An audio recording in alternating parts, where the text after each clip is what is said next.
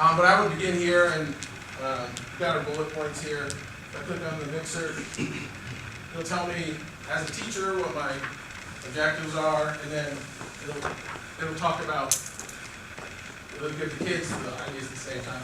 Here is a paragraph that kind of represents our style to me, which is to make you wonder what we're getting into here. And this chapter has a lot of little traps in it, has a lot of little games, and then a lot of sort of hidden discoveries of information and researching what these pieces are about.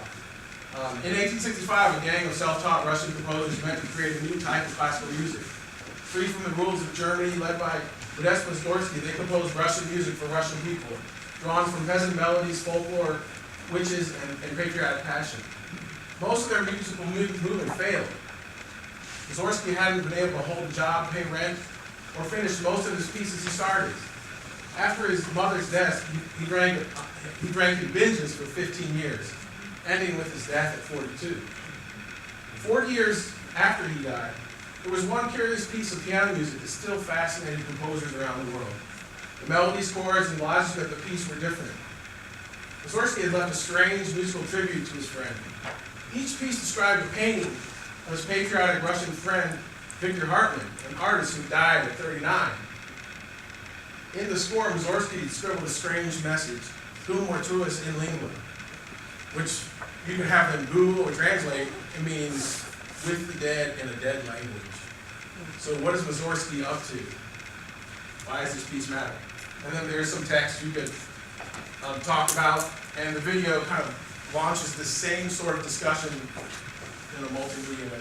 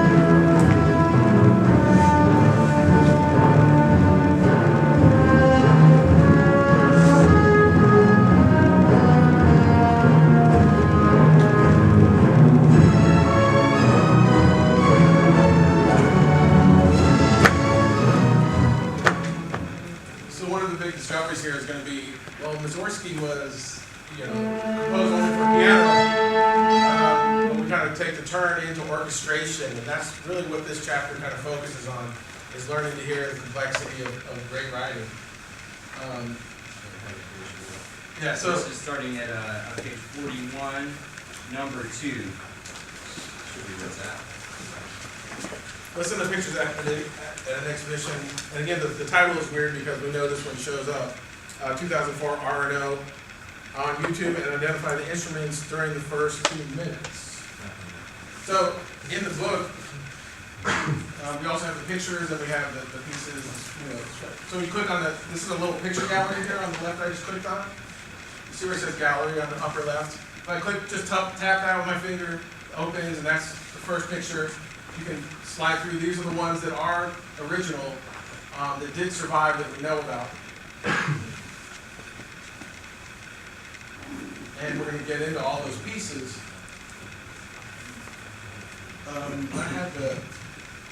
So if you look at question 2, This is the promenade. So this is a fun one to do at the front of the ring. Video, listen to promenade and map out Ravel's orchestration below. That's the same as your number 2 on page 41. So I just tap the picture. Oops. Some audio.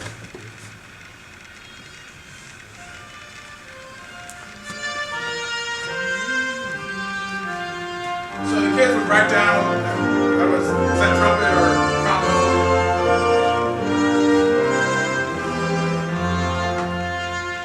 Go back. I don't think it's going to go back. So what you're going to, they're going to write down their answers as we would go through the whole piece. We don't want to, what I'm going to do with it, when I'm done, then I'm going to play it again. And then I'm just going to drag, use my finger and drag the target. I'm going to drag it. Doesn't matter, you get it right or wrong.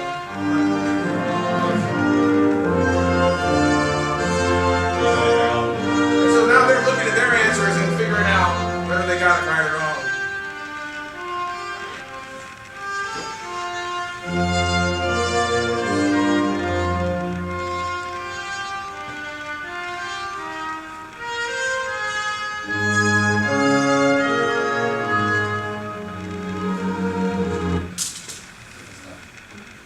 So then, you see that the thing at the bottom, it said check answers, and you clicked on it, you just tapped it, and it shows you which ones you got right, but it shows you which ones you got wrong, but it doesn't really tell you, it's not going to give you the easy way out. So it can tell you did get these right, you got these wrong, but we're not going to point you in the right direction yet. Okay? So, and you can have kids come do this in front of the room, or however you want to do that. But we can put them in the right answer, it tells you got wrong and everything. And all this stuff is right here too. I mean, number 2 on that page is essentially the same thing. This is just flashier and more fun, but it's all the same nuts and bolts. It's right here. So let's do the next one. If you look at the gnomus, clumsy gnome clumsily running around with crooked legs. Listen to the picture of that exhibition gnome on YouTube and choose the right answer. You also have it here. Okay. So question 1. Melody 1 is repeated at, this is question 4 in your book here. Melody 1 is repeated at 3 seconds with the change of, this is the second question, that's why. Okay, I'm clearing my answers. You can either check answer or clear answer, and then go erase your answers. All right, Melody 1 is orchestrated using what? So I just click on the picture of the gnome, just tap to make them run. Right? So who was that? Was that the strings? And I would ask, how do you guys think it was the strings? How do you guys think it was the woodwind? And so I would say those strings, you got it right. Now, when they played it again, what happened?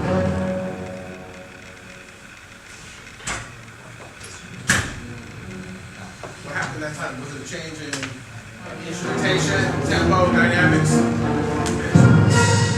So I'd say dynamics and tempo.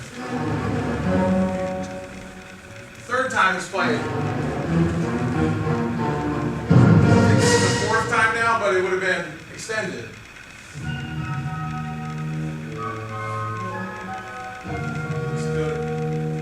Change of mood features woodwinds and xylophone. I'm going really fast, right?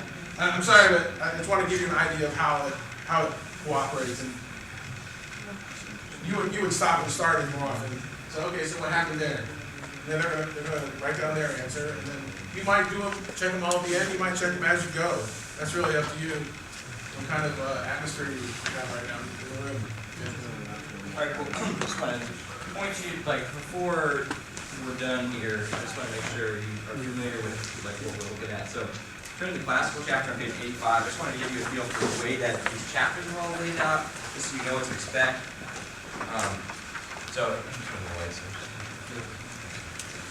So they all, even though a lot of the, we leave a lot of the research to the students, every chapter has something at the beginning that explains what's going on.